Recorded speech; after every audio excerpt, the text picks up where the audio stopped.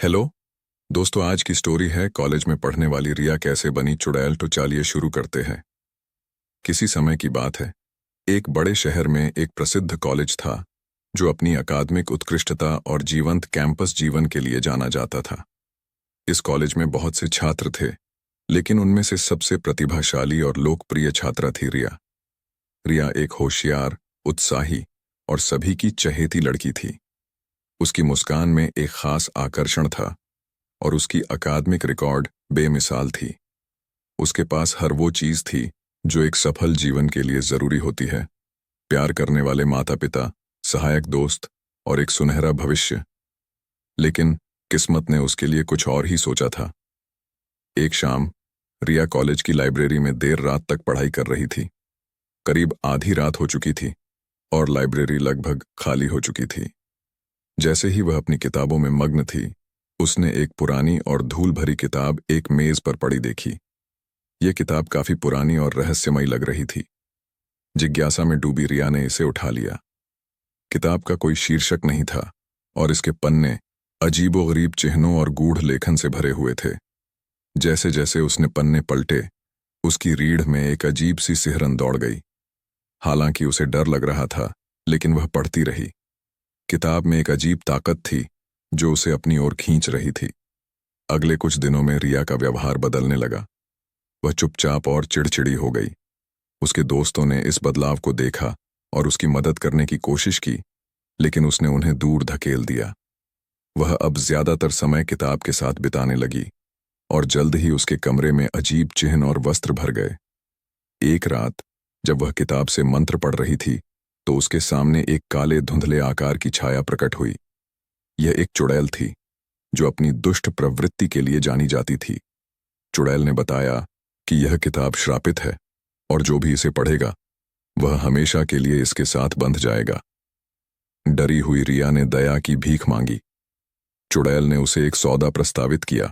वह श्राप से मुक्त हो सकती है अगर वह कुछ खतरनाक और अंधकारमय कार्य पूरे करे। श्राप से छुटकारा पाने के लिए बेताब रिया ने सहमति दे दी। कार्य बहुत भयानक थे। उसे कब्रिस्तान में रात्रि को अनुष्ठान करना, आत्माओं को बुलाना और निर्दोष जानवरों की बलि देना था। हर कार्य उसे अंधकार में और गहरे धकेल रहा था। उसकी सुंदरता गायब हो गई थी। उसका चेहरा अब पीला और सूखा हो गया था। उसकी आंखें खोखली और भयभीत दिखती थीं। हालांकि उसने जो कुछ भी सहा, रिया ने हार नहीं मानी। उसे लगा कि शायद वह श्राप से मुक्त हो सके। लेकिन हर पूरे हुए कार्य के साथ उसे महसूस हुआ कि अंधकार उसकी आत्मा को धीरे धीरे निगल रहा है। अंतिम रात चुड़ैल फिर से प्रकट हुई। उसने रिया से कहा कि आखिरी कार्य एक इंसान की बलि देना था। रिया ने डर और हताशा में मना कर दिया, लेकिन चुड़ैल ने हंसते हुए श्राप की सच्चाई उजागर की। यह श्राप कभी भी टूटने के लिए नहीं था। यह तो बस एक जाल था जो पाठक को चुड़ैल में बदलने के लिए बनाया गया था। रिया का दिल टूट गया क्योंकि उसने जाल में फंसने का एहसास किया। उसने विरोध करने की कोशिश की, लेकिन अब बहुत देर हो चुकी थी। किताब और चुड़ैल की अंधकारमय ताकत ने उसे पूरी तरह से जकड़ लिया। उसकी चीखें रात में गूंज उठीं, क्योंकि उसका शरीर मुड़ते और मोड़ते हुए एक विकराल रूप में बदल गया। अगली सुबह रिया के दोस्तों ने उसका कमरा खाली पाया। किताब गायब थी और बस दीवारों पर अजीब चिन्ह बने हुए थे। कॉलेज प्रशासन ने जांच शुरू की, लेकिन रिया का कोई पता नहीं चला। जल्द ही कॉलेज में एक चुड़ैल के होने की अफवाहें फैल गईं। छात्रों ने एक काले धुंधले आकार को छाया में देखते रहने की रिपोर्ट दी और अजीब घटनाएं आम हो गईं। एक बार जो जीवंत कैंपस था, अब डर के साए में डूब चुका था। साल बीत गए और रिया की कहानी एक किंवदंती बन गई। नए छात्रों को चेतावनी दी गई कि वे देर रात तक लाइब्रेरी में न रुकें और किसी भी अजीब किताब से दूर रहें। रिया की कहानी का नैतिक स्पष्ट था। जिज्ञासा एक इंसान को बर्बादी की ओर ले जा सकती है और कुछ रहस्य कभी नहीं सुलझाने के लिए ही होते हैं। रिया अब एक चुड़ैल कैंपस में घूमती है, उस श्राप से बंधी जिसे उसने अनजाने में खोला था। उसकी हंसी रात में गलियारों में गूंजती है, एक डरावनी याद दिलाती है उस अंधेरे भाग्य की जो उसे मिला। कई सालों बाद कॉलेज में नए छात्रों का एक बैच आया। उनमें से एक थी सीमा, एक उत्साही और जिज्ञासु लड़की। सीमा ने रिया की कहानी सुनी थी, लेकिन उसने इसे एक पुराने मिथक से ज्यादा कुछ नहीं समझा। उसने ठान लिया कि वह इस रहस्य को सुलझाएगी। एक रात, जब कॉलेज के सभी छात्र सो रहे थे, सीमा ने लाइब्रेरी की ओर कदम बढ़ाए। उसने सुना था कि रिया की किताब कभी कभी लाइब्रेरी में प्रकट होती है। जिज्ञासु सीमा ने कई घंटे खोजा, लेकिन उसे कुछ नहीं मिला। लेकिन जब वह लौटने लगी, तो उसने एक पुरानी किताब को एक अंधेरे कोने में देखा। ये वही किताब थी जो रिया ने देखी थी, पुरानी, धूल भरी और अजीब चिन्हों से भरी। सीमा ने इसे उठा लिया और पढ़ना शुरू कर दिया। जैसे जैसे वह पढ़ती गई, उसे वही अजीब सिहरन महसूस हुई जो रिया ने महसूस की थी। लेकिन सीमा ने खुद को इससे अलग नहीं किया। उसे लगा कि वह इस रहस्य को सुलझा सकती है। सीमा ने पढ़ाई जारी रखी और धीरे धीरे उसने रिया की तरह ही बदलाव महसूस करना शुरू किया। उसके सपने डरावने हो गए और वह अजीब घटनाओं का सामना करने लगी। एक रात उसे अपने कमरे में एक छाया दिखाई दी, रिया की चुड़ैल आत्मा। रिया की आत्मा ने सीमा को चेतावनी दी कि वह किताब को छोड़ दे और भाग जाए, लेकिन सीमा ने दृढ़ता दिखाई। उसने रिया की कहानी को समझने और उसे मुक्त करने का निश्चय किया। रिया की आत्मा ने उसे चुड़ैल बनने के खतरों के बारे में बताया, लेकिन सीमा ने यह चुनौती स्वीकार कर ली। सीमा ने वही सभी कार्य शुरू किए जो रिया ने किए थे। उसने कब्रिस्तान में अनुष्ठान किए, आत्माओं को बुलाया, लेकिन उसने किसी निर्दोष को नुकसान नहीं पहुंचाया। उसने प्रत्येक कार्य को दिल से किया और हर बार रिया की आत्मा उसके पास आई और उसे एक नई चुनौती दी। एक रात रिया की आत्मा ने सीमा को बताया कि वह अंतिम कार्य करने के लिए तैयार है। उसे एक अनुष्ठान करना था जो दोनों को मुक्त कर सके। सीमा ने रात को जंगल में जाकर अनुष्ठान शुरू किया। जैसे ही अनुष्ठान पूरा हुआ, एक तेज रोशनी चारों ओर फैली और रिया की आत्मा एक काले धुएं में बदल गई। रिया की आत्मा अब मुक्त थी और सीमा को आशीर्वाद दिया। अगले दिन कॉलेज में सब कुछ सामान्य हो गया। अब कोई अजीब घटनाएं नहीं हुई और न ही किसी ने चुड़ैल को देखा। लेकिन सीमा जानती थी कि उसने एक खतरनाक रहस्य सुलझाया था और अब वह इसे कभी नहीं भूलेगी। इस कहानी से सीख यह है कि कुछ रहस्य हमेशा के लिए छुपे रहने चाहिए और जिज्ञासा कभी कभी बहुत खतरनाक हो सकती है। लेकिन अगर आपके इरादे नेक हों और आप सही मार्ग पर चलें, तो आप सबसे अंधेरे रास्तों से भी बाहर निकल सकते हैं। रिया की आत्मा ने सीमा को यह सिखाया कि सच्चा साहस क्या होता है और कैसे कभी कभी हमें अपने डर का सामना करना पड़ता है। रिया की कहानी एक चेतावनी है और सीमा की कहानी एक प्रेरणा।